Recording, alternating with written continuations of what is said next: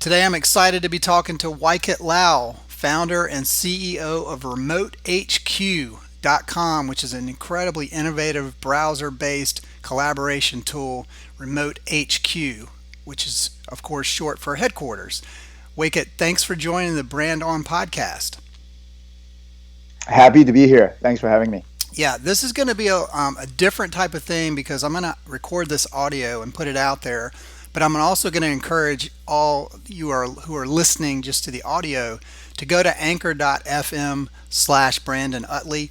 Look for a link in the show notes so that you can actually watch the screen recording of Waikit and I going through this Remote HQ collaboration workspace. So I'm going to try to describe it as best as I can, like an old radio guy or whatever, right? So we can do this together.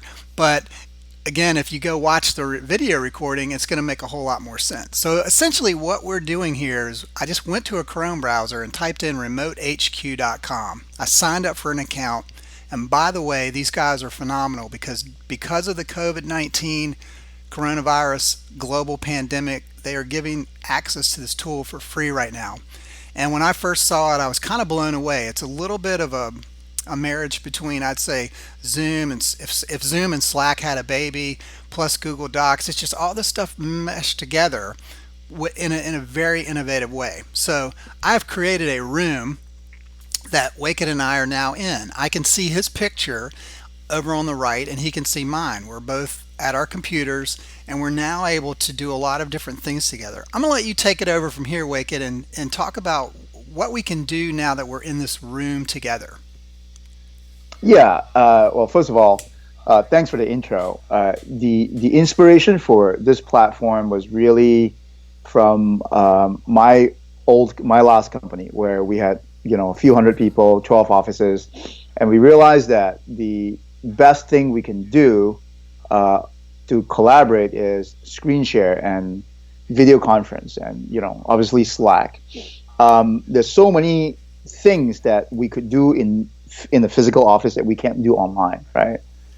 So a lot of the nuanced ways and a lot of the modalities of two or few people in a room sitting next to each other, whiteboarding, sitting next to each other, looking at a document on a computer, and just going back and forth. And that kind of modalities are just not well captured today in a lot of any of the online tools that we have today. So that was sort of the inspiration for what we've built. And the way to kind of think about what we've built is it's almost like analog to Slack, right? Slack is an instant messaging platform. But what makes it special is you can add different applications and bots to your Slack group to customize the use case, right? So you can use it for many purposes. We do the same, but for video and audio conversations, right? So our base layer, instead of instant messaging like Slack, is audio and video conferencing. What you can do that's special is you can add different apps into your video conferencing room to customize your use case. So some examples are you can add joint notes into your room. So you and your team could be taking notes together instead of going back and forth between your video conferencing application and Google Docs or whatever note-taking application you have. And everything is just integrated. Number two is we have whiteboarding integrated as well. Again, same concept. You can open up whiteboarding tool, a note tool, all within a browser window. And then the third thing, which is probably the most unique thing about our platform, and the most unique application on our platform that doesn't exist anywhere else, is an app we call Shared Browser. So what this is think of it as an interactive screen share. So today, if you do a screen share, the other person can't touch what you're screen sharing, right? What we're doing here is that instead of doing that, when you're screen sharing a website, the other person can't touch. What we're doing here, instead, to get around the limitation, is we are essentially firing up a browser in the cloud and allowing people to touch and control that browser in the cloud. So now, instead of screen sharing a Trello board or what application you might have on your local Chrome browser, you can do it with the shared browser and allow anyone in the room to control that browser. So what we've essentially done with that application is make any web application or any website instantly collaborative. So I'll stop right there. Those are kind of some of the ways that we are different than other applications out there. Yeah, that's great. So what I'm going to do is actually go down to the bottom of the screen here where it says Add Apps. There's a big blue button. If I click on this, it's going to bring up a bunch of different options. One of the things that Waikit just said was a shared browser. So I'm actually going to go do that right now. A couple other things actually before I do that. Notice that there's a couple of really cool things. You can hit audio recording. I should have done that right away, because as soon as I do that, you'll notice that there's a blinking light down here at the bottom on this microphone icon. It's actually recording the conversation. And if I wanted a transcript as well, I can click the transcript button, choose the language. We're speaking English, so I'll do that, and close the window. But as we're talking, it's also recording and transcribing at the same time, which is amazing. So the other thing I wanted to do is, yeah, we could talk a little bit more about that. I want to add, he talked about a shared browser. So what we can do is start browsing where everybody can either see what I'm browsing, or as he mentioned, everybody can control a document. So I've created a Google Doc. So Waikit, what's the best way? I've got it in another tab. Should I copy and paste that Google Doc link into this? Yeah, so you can Control C on your machine, and then once, if you want to paste it into the shared browser, okay. So you can just highlight this as you have done. Got it. And then you can hit paste button, the paste button on the top left. Oh, paste. Yep, I got it. So yeah, there's a couple things. It's a little bit takes a minute or two to get used to. Now I have to actually sign in to Google Documents. Mm-hmm. Okay.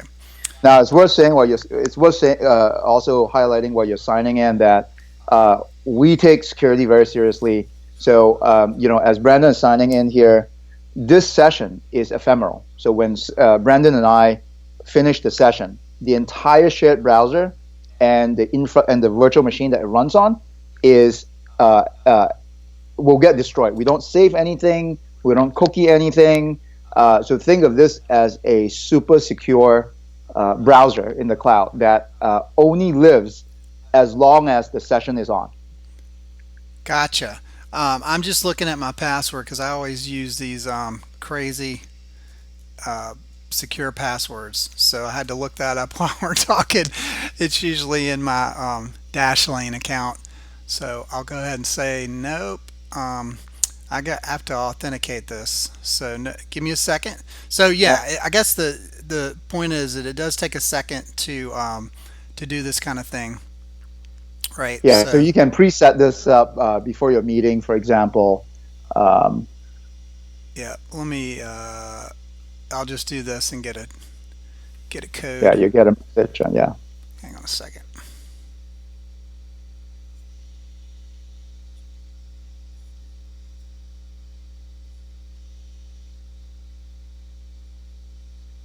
And this, yeah. So I think that if anything were, let me see. I gotta switch to a different account. Hang on one second. Waikit. Mm-hmm. Is there any way that this might change over time, or is this the best way to be able to do? Yeah, no, we have additional features we're rolling out over time that would make this a lot faster as well. I'm going to try the text message option. Here we go. All right, this is going to be quicker. Yeah. All right. Excellent. So now we're in this doc together, right? Mm-hmm. This is better than when you're on the phone on a Zoom trying to tell somebody, everybody go into the Google document. Are you there? Can I see your picture, etc. But now we're both in this, so you can edit this as well now. Correct. So I can, so it's very, what you see is what you get. All right, so I can come in here and I can say, well, let's edit this together. All right. So and then you're like, well, I don't want that sentence to read that way. Let me change that, and you and I can go back and forth. I think the other thing that's a little different here in a nuanced way is when you're in a Google Doc. Uh, uh, sometimes you may be looking at if you're in a Google Doc separately. Sometimes you may be looking at a different page as the person you're collaborating with. Right here, everything is synced. If we are on page one and you're editing on page one, I see where you're editing. Well, this is phenomenal because normally you have to share a Google Doc with somebody, right?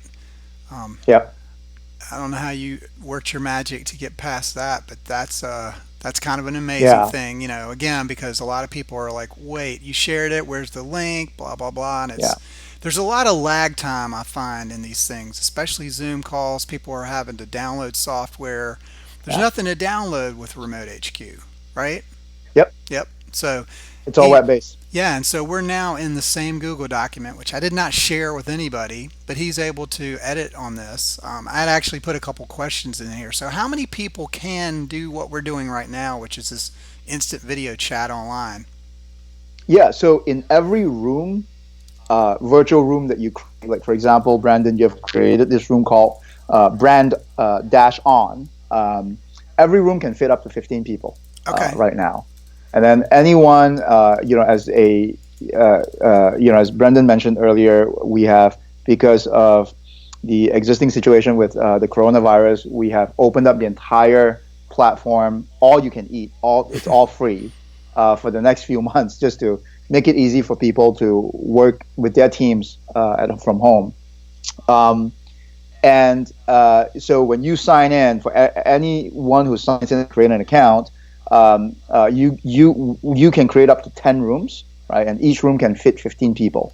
So the one other important thing that I want to mention, that it's a simple thing, but it's one of these things that I think the existing solutions out there frustrates a lot of people. So today, if you're using Zoom or Hangout or a lot of other solutions and you want to share the link, a lot of times the link that you share is some random URL with a lot of random characters, right? And that link expires. You can't reuse that link, a day later.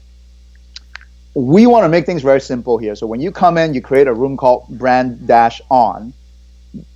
The URL for this room is essentially remotehq.com/brand dash on.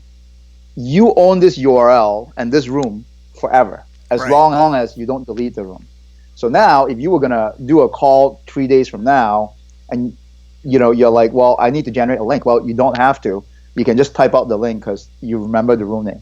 Yeah, I love that because, you mentioned Zoom. I know they're probably a friendly competitor of sorts or whatever. And of course, a lot of people are using the Zoom now. But I actually had a client last week, Waikit, who did a webinar. 50 people signed up, and the link got messed up. I guess they're just being crushed right now because of all the new users. And he basically delivered a webinar to an empty audience. So we recorded it. Oh, He didn't realize it. I knew it, but I was like, let's just keep going. We got a recording, but it was just, it was terrible. So he felt horrible after the fact. But like you said, these links don't go away. So you're saying right now you can create up to 10 of these rooms, which is awesome. And people could just jump in and out. This is great for remote working. It was already probably your use case, right, in the beginning, before anybody knew that we were going to have this global pandemic. But right now, this type of thing is super, super valuable and useful. Now, tell us about which browsers are supported. Obviously, Chrome. Any other browsers? Safari? yeah. So we support all major browsers. Chrome is supported. Firefox is supported. Edge is actually supported. The newer versions of Edge, because now Edge works under the hood is basically the same Chrome engine, so it works now. Safari is supported, although Safari, again, you have to have newer versions of Safari. So all the major browsers are supported.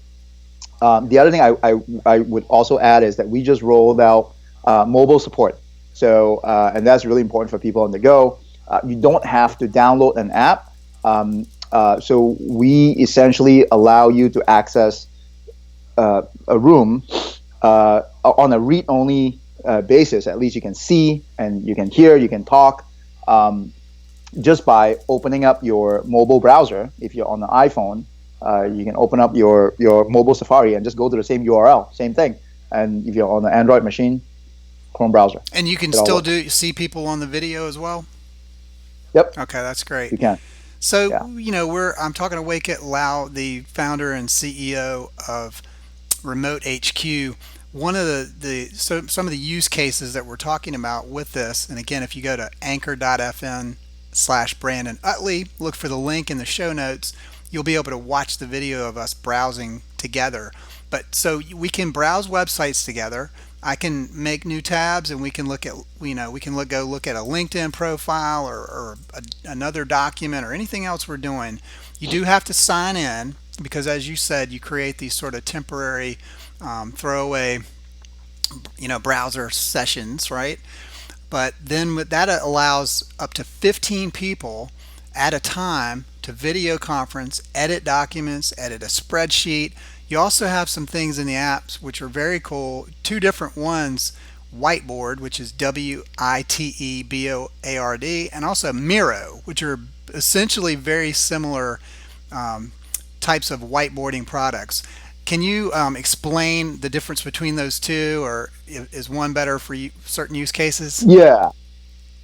So these two are examples of our integration with third-party providers. So the whiteboard is not the name WITEBOARD is not a misspelling.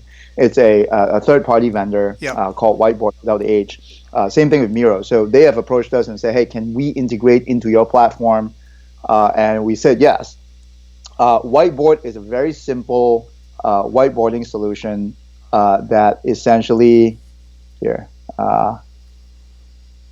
that you just open, right? Yeah. So, and essentially you can whiteboard, just draw, as I'm doing right now, with anyone. So it's just one click to get in, and and I'm typing, and you could be typing. If you want a richer whiteboarding tool, Miro is the other one where you can do a lot more. They have a lot more templates like Kanban board, flowcharts and things like that. And if I already had a Miro account, so that would probably ask me to log in, correct? Correct. Yeah. Okay. Yes. I'm going to shut that off, but go back there. So that's neat. I'm a Miro, by the way, is MIRO.com. Be in the show notes, but I agree that this is a cool one though. I like the whiteboard, which is just real quick if people sort of spitballing some stuff and say, yeah, I don't like that, or can you make this right here change the purple to green or whatever, right? Yep. And you don't have to have an account for Whiteboard to use it. No. Okay, that's great. But you're encouraged to sign up if you want to save them and things like that, right? Exactly. Okay. So and over time, and Whiteboard is a very rudimentary. I think over time we're going to be adding more to the whiteboarding experience as well. So excellent. Well, I just typed that back over in the notes that we had. Did I do that right? Whiteboard. Yeah. It's spelled a little funky without the H. And we mentioned that this recording for this session is being recorded in RemoteHQ, and that's only audio right now. Do you have any roadmap for video, recording the whole thing at some point? Yeah, so video recording, we're actually working on it right now. It will be out soon enough being probably in a matter of as soon as weeks. Oh, wow. Okay, so that's going to be phenomenal. Because right now I'm actually using ScreenFlow, a whole nother product, to record all this stuff together. We use what we can, right? But the coolest thing I think you said earlier is that with these rooms, each one of these sessions gets recorded, whatever you fire up. So if we are going through this document together, we've done a little whiteboarding, we're actually recording the audio and we're transcribing this. This will all be in there as an artifact, I think is what you call it, correct? That's exactly right. Yeah. So all the things that you do, notes, now Whiteboard, you need to take a snapshot for it to be saved as an artifact, but notes, the transcript, the recording, and obviously all manner of the metadata around your call, your session. You know, what time you joined, what time you left, who were in the call. All these are essentially saved to the history of the session that you can access after the call is over. Excellent. And of course, I didn't mention a couple other key things which are obviously part of this. You can screen share, which lots of people, I've had 5 or 6 people this week alone ask me, what do you use to do screen sharing? Yeah, I'm like, there's a bunch of stuff, but you need to check out Remote Yeah. HQ. And also, there's a built-in chat. So again, you can go back Yeah. a week later, a month later. And by the way, how long are these sessions archived? I guess that will depend on what your pay level is at some point. No, we again we try to kind of make it simple for our users. It's archived forever right now until they want to. It's safe forever for them unless until they want to delete it. So we give control to them. If they don't delete anything, it will always be there. We have no time limit right now, and the reason for that is that it's not that expensive to store a bunch of text or some pictures or some snapshots and the like. So it doesn't cost us much money. Excellent. Well, any other useful tips and tricks that you can add here in the document? You could certainly. I don't want to put you on the spot, Yeah, so but there are a couple. if there's anything you can No, think of. there are a couple of things. So I'll add one more here, which is I would say customize your own layout. So you Ah, can drag and drop. You can, and this is not necessarily super obvious yet. We're trying to make it float it up to the average user. You can drag and drop different tiles. Tile is one of these squares that you see, okay. and you can click on it and drag and drop to move things around and replace it. Your layout is unique to you. My layout is unique to me. So as you resize and move things around, drag edges around, you see that layout yourself. Okay. I just did that on my screen. I dragged your picture over and took a screenshot of it, snapshot, and then I put it back over in the right margin. So that's good to know. That's excellent. So, Yeah. well, I So think that's you've given us a great overview, and I know you're extremely busy right now because of you're probably getting a ton of people finding the tool. You were recently on Product Hunt, is that right? yeah. We were recently on Product Hunt. We were the number one product of the day, and then we were nominated for their version of Product Oscars of the year, and we were nominated, and we won second place in the remote work tool category. So Yeah, fantastic. Absolutely fantastic. I know I definitely upvoted it, and I'm going to spread the word as much as possible. What are some of these other little tools I'm looking at, like the whiteboard? If I click this button, it'll make this stay on the screen, kind of thing. which At the tool are you using? top, there's a little toggle that says turn on or off app persistence. Uh, That's actually an important one. I appreciate you bringing that up. We just rolled that out this week. So this whole idea of if you have notes open, you have whiteboard open, and different applications open in the room, this is a key differentiator that no one else does today, and why we're different than other folks, and why in some ways we're not just video conferencing. Let's say you are working with someone on a whiteboard session, and you're taking some notes as well, and you say, well, we can't really finish this today. Let's come back next Tuesday. mm, By toggling that, you're making these apps persistent across sessions. So when you come back next Tuesday, they will be there just as you left it, and you can pick it back up where you left it. okay, so in other words, if I create a whole new session and we add this whiteboard back in, it'll come in as we left it. You don't, correct. You don't even need to add it back in. It's even simpler than that. Okay. If you persist them and you leave this room and you come back to the same room tomorrow, it will show up immediately when the moment you join the room. Oh, that's great. I love it. So the metaphor, yeah. So the metaphor we always use is that, let's say you and I are in a conference room and you and I are going through some paperwork on the table, Hmm. and we're like, yeah, it's getting late. Let's pick this up tomorrow morning. We come back in tomorrow morning. The paperwork will be on the table. It's just there. Oh, I love it. Good to know. And also, you mentioned one other. I mean, there's so many things in here, but you can add emojis, you can upload and attach files, and I like the notes feature as well. And there's a couple different ways you can take notes. You can either take notes personally that don't that are private, so you can come back and, or you can have the notes where like somebody's transcribing the meeting and everybody else can just view it, or you can allow everybody to edit that. So we could Yeah. have some notes here, and it's similar to running Google Doc, but built into RemoteHQ. So that's a Right. fantastic feature as well. Waikit, this has been tremendous for me. I'm going to share this with a lot of folks, and I wish you all the best in terms of getting more and more users, and hopefully getting to the point where you can start charging for this soon. You're being very generous right now, giving the world access to this tool for free. So thank you. No, you're welcome. Thanks for having me, and anytime.